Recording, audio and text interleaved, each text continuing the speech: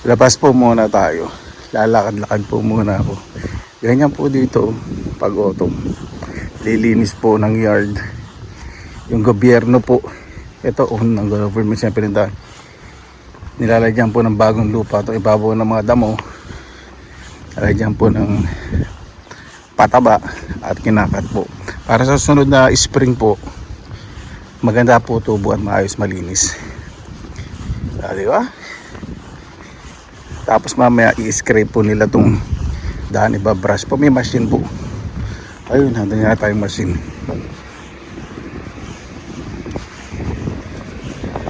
Ayun, naglalagay ng lupa. Ayun. Di ba? Araw-araw kapag malamig po pa nun, kapag hindi umaaraw, lalo na pag winter, dapat po talagang lumabas ng bahay para nakakuha po ng fresh air, nakakuha ng vitamin D3 from the sun. Kailangan po yan. Ako po, pwede po kayo naglalabas ng bahay, mag-take po kayo ng vitamin D3, vitamin D D3 kaya sa araw po yun. Ito po yung Atkinson berry. Ang daming bunga, grabe. Sarap din mga uwi. Akala hindi ko po alam pag-prepare po niya. Medyo toxic po yan. Nakakaano lang po, nakakaantok. Yung mga ibon nalalasing po dyan. So kailangan po niyang gawing jam, pakukuluan, para mawala po yung toxic content ng berry. Magandang araw po mga kababayan. Excuse me. Palagpasapin nila ang alakbay. Yan, okay, safe po ang lahat. Tingnan po natin itong garden ko po. Ani po tayo ng mga ilang berries. Napakarami pong berries. At yung aking mga bichuelas. Nakaani rin po ko ng mga ibang gulay. Pasensya na po kasi nag-uulan. Sumusulong po ko sa ulan minsan pag magluluto. Ayan po. Update. Naani ko na po yung mga sibuyas. Ayan po. Dami. Dami. Tapos itong bichuelas. Ito yung edible flower. Yan. Tapos di ko na po ito na inulan ng inulan naburit, ibig sabihin hindi masyadong lumaki. Yung coriander malago, nako. Yung raspberry, grabe po. Ayan po, grabe, napakaraming bunga. Diba?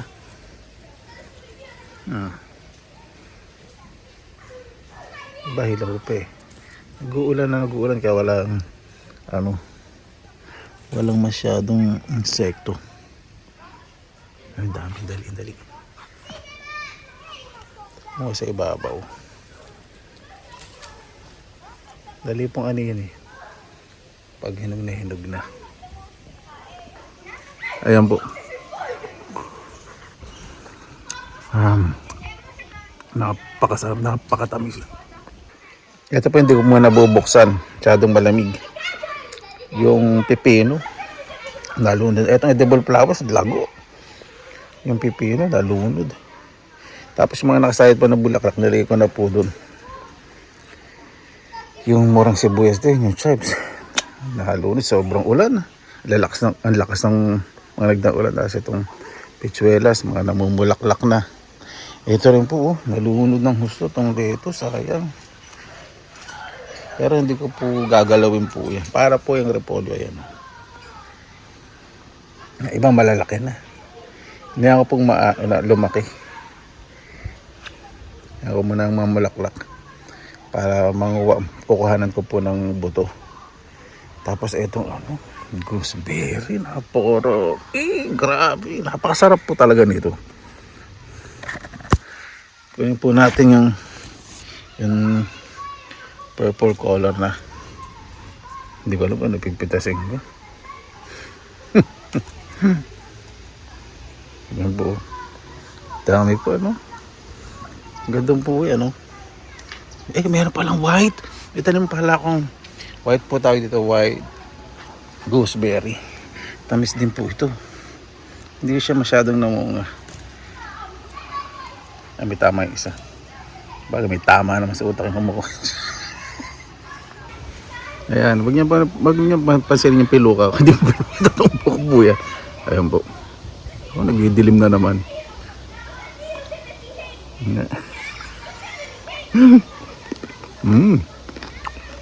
Wow. Ang pa itsura ng makuha ng kapong ngayon. Diba?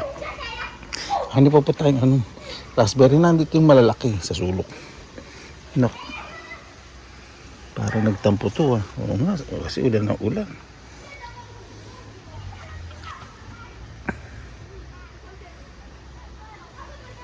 Tingin tayong maganda. Primera klase para sa primera klaseng taong tulad ko na malinis ang konsensya. Linis ang konsensya. Diba? Dali pong bunutin. Linis oh. Lauod. Hop. Wala pa nga akong gooseberry. Napakasarap nito. Matinik lang. Yung mga mansanas na tanim ko sa park eh. Sabagay nangkin talaga. Malalaki na bunga nun. Nag-uulan. Hugas na yun. Ayan. Tanim ko po ditong mustard ako. Pag umuulan po, nagtatago po kasi mga insekto yan, ilantak. At hayaan ko pong umaraw. Yayabong po uli yan. Yan po. Nako, yung bunga na yung pipino dito, ayun. Open ground cucumber. Dito mo buo dito. Kasi naglagay ako ng doon. Mix flowering seeds. Yan, sunflower to. Tapos naglagay po ako dito ng yung sale sa shop. Mini strawberry. Tinitira na ng mga ibon na yan. Hayaan ko na lang po. Ayan. Yung bitsuelas ko po. Ayan. Yan po. In-invade na to. Tapos yung coriander ko. Laki na. Tapos may tinanim po dito yung strawberry. Yung patatas.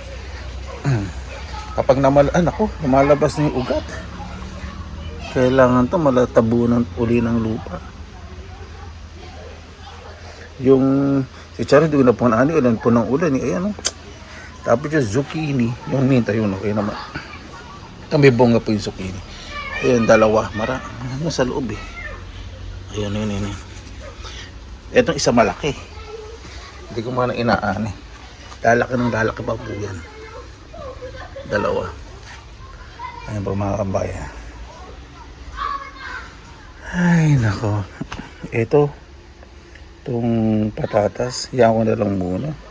Bubungkal ako ng hindi na maglalaman to hanggang September pala. Isang buwan pa. Hindi ko na bubungkalin. Yan ko na magdaman sa ilalim. Just me. Yan po. Dahil ulan ng ulan pero okay naman po. Yung lettuce dito malaki na rin. Yung zucchini dito nalunod. Ayaw kasi ng zucchini na nalulunod eh.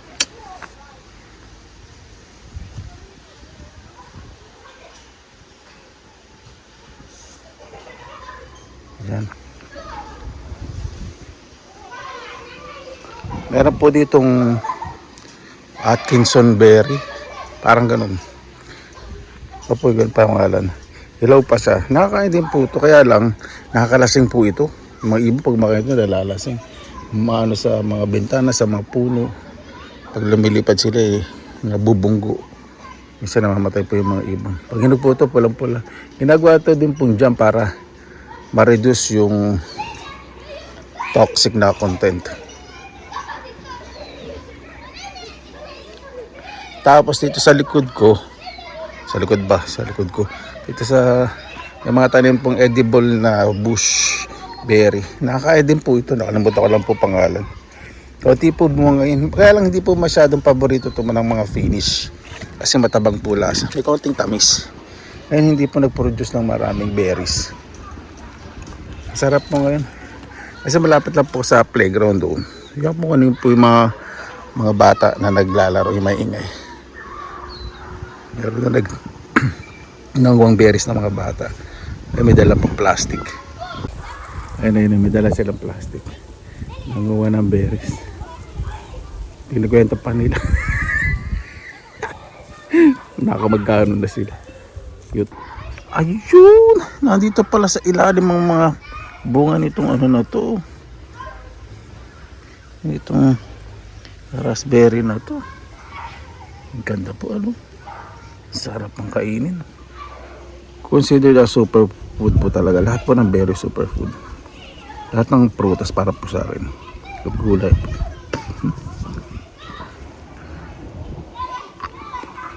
Tamis. Sarap. Baka tamis. Mahirap po explain. Konting asim. Konting na asim. Matamis. Para siyang grapes na may pagka-mango flavor na walang balat, malambot. Ang dami pong binunga this year nitong raspberry. Talagang dali. Puman ako ng gooseberry. Ang dami pala. Ayoko pong anihin kasi gusto ko pagkakain ako. Kuha po akong fresh.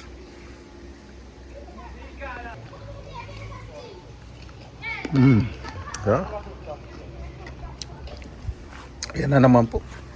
Mundak na naman ang dilim.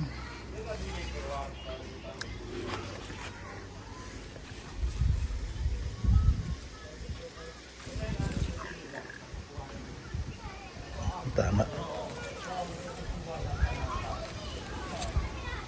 Yun. Ang dami. Saka nga yung taon na to, hindi paano yung insekto, hindi ulan ng ulan. Dapat tignan, ano? So kapag gusto ko po ng healthy snack, minsan yogurt po, kumakain po ko dito, kumuha ko ng berries. Minsan nagtsatsaw ko, kumukuha ko ng mint. Nope. Ayan po mga kababayan. Diba? Yung malalaki na po.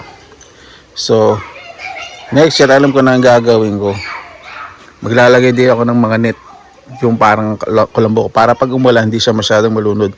Mas magtatanim ako sa ground. Sa mga paso, tatanim ko siguro mga bichuelas. Yung bichuelas ilalagay ko sa mga planters.